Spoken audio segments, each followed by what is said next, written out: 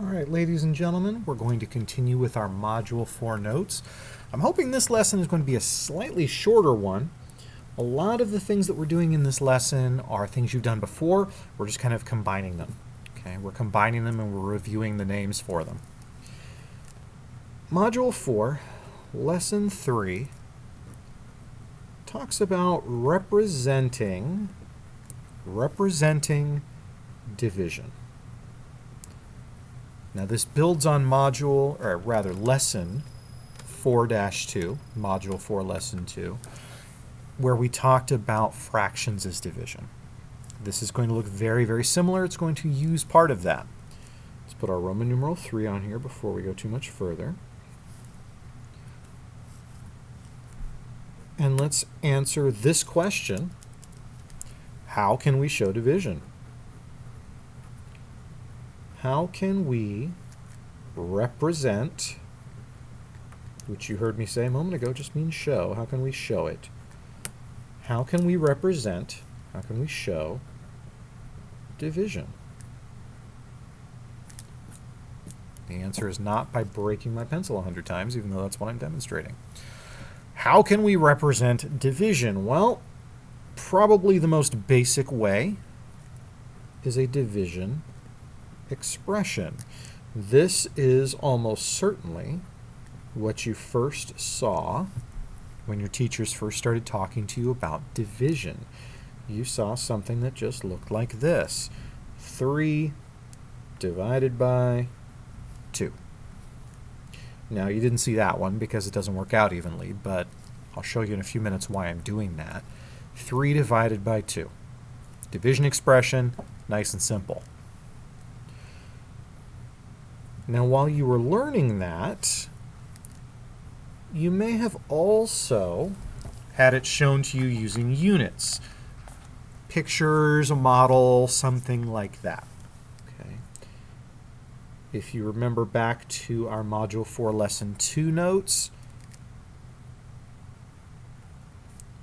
remember how I drew some solids? Then I divided them up. 3 being divided into 2 pieces. So 1 for me, 1 for you, 1 for me, 1 for you, 1 for me, 1 for you. The reason we call this units is because instead of saying 3 whole rectangles, 3 whole pizzas, 3 whole cakes, whatever, it's always food with me, we're going to change the unit. We're going to say this is a half, this is a half. This is a half, this is a half. This is a half, this is a half. I picked halves because we're dividing by 2. So really I have 6 halves being divided between 2 people. So each person is going to get 3 halves. I took my 3 rectangles. I was dividing by 2, so I split 2, split to 2, split to 2. That gives me a total of 6 halves. 1, 2, 3, 4, 5, 6. Now, when I took my 3 rectangles and I drew those little lines and split them up, I wasn't actually passing anything out yet. I wasn't actually taking the cake or anything like that. All I was doing is changing how it looked. Here I'm going to divide by 2, and here I'm actually going to split it up. Again, 1 for me, 1 for you. 1 for me, 1 for you. 1 for me, 1 for you. That was 3 for me and 3 for you. Each of us got 3 halves. The third way, and some of you, if you were thinking back to our lesson from yesterday, probably wanted to write this one a lot earlier. You can express division as an improper fraction. Really could be any fraction, but we're putting improper fraction because dividend, divisor, top, bottom, most of what you're going to be doing in this activity, they will be improper.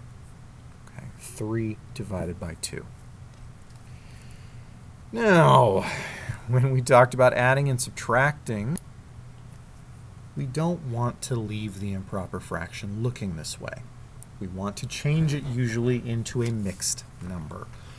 This one's pretty easy to change. We don't have to go through and do the division we've talked about before, but if you weren't certain, that is how you would do it. So the mixed number form for this division expression for 3 divided by 2, 3 halves, is going to be 1 and 1/2. Remember, if I get 1, 2, 3 halves, 2 of those halves are going to come together and make a whole, and then I just have that 1 extra half left over. Now, after all of that,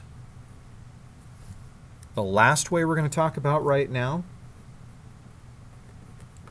is the standard algorithm. And all this means is you're going to write it as a division problem. All of these things build up to this. Okay. I am going to, and please skip 2 lines. I'll show you why in a moment. We want a little breathing room here. 1, 2. There's my 3. There's my top. The first number in the expression, 3 divided by 2. 3 divided by 2. Now, this right here, and like I said, we're going to need some breathing room here. This, again, is your dividend. Here's your divisor. 3 divided by 2, well, 2 will go into the 3 only one time. 1 times 2 is 2. We go ahead and subtract that out and get 1. Now this 1 is going to travel up and around here. And it becomes our remainder. Remainder. So, 3 divided by 2 is 1 remainder 1. 1 of the halves from up here. 1/2, 1.5. Okay. That's where this is coming from. Now this part right here, just this first one, that's your quotient. And the reason I go back to do that is because I want to show you how to change your standard algorithm into a mixed number. Because when the numbers get big, when those improper fractions are looking wacky and long, you're going to need to do this. Your quotient is going to be your whole number. The remainder, that's what goes on the top. This is your new numerator. Your divisor goes on the bottom just like it was originally, because again, it's kind of a label. It's telling you what size the piece is. That's why we end up with quotient 1, remainder 1, divisor 2, divisor 2, 1.5, just like we had up here. Now we've got 2 D's, divisor and dividend, so I'm going to go ahead and underline this D to remind you that's the one we're looking at. Okay. All right. Really? This is pretty much it. This is what we're going to be practicing. I will give you one example, but then that'll be it for this lesson. We'll do more in class together. Okay. I am going to list 1, 2, 3, 4, 5. And these numbers are going to match what you have up above. Division expression. 4 divided by 3. Unit form. I'm starting with 4. So I draw 4 rectangles. 1, 2, 3, 4. I'm dividing by 3, so I'm going to share with 3 people. That means each of these is going to be cut into 3 pieces. So looking at just the little pieces, those are going to be some number of thirds. Well, if you count them up, 1, 2, 3, 4, 5, 6, 7, 8, 9, 10, 11, 12. I'm taking 12 thirds and dividing them between 3 people. That should give me 12 divided by 3. 12 thirds divided by 3 is 4. Put the unit on there. 4 thirds. Okay, some of you can hear the fraction already. The improper fraction, 4 thirds. As a mixed number, again, a lot of us could do this right now probably, but I'm going to skip that for a moment. Let's go to the standard algorithm. 4. Actually, let's skip 2 lines like we did before. 1, 2. There's the bell. All right. Sorry, though. Your class is still in session. 4, top number, divided by 3, the bottom number. 3 will go into 4 one whole time. 1 times 3 is 3. Subtract it out. We have a remainder of 1.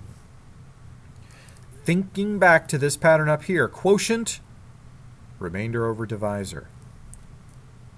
Quotient, remainder over divisor. Quotient, remainder, divisor. Quord. There is your mixed number. Now, I could have used the pictures, and again, some of you probably mentally figured that out very quickly. The idea, though, is that as the mixed numbers, the fractions, as they get more complex, as they get longer, you need to do the standard algorithm. Double-digit numbers, triple-digit numbers, you need a little more space to work. All right, that didn't end up being dramatically shorter. Sorry, but at least we're not at 15 minutes. I'm going to stop here. We'll do more practice when I see you in class. As always, if you have any questions, bring them along. I will see you then.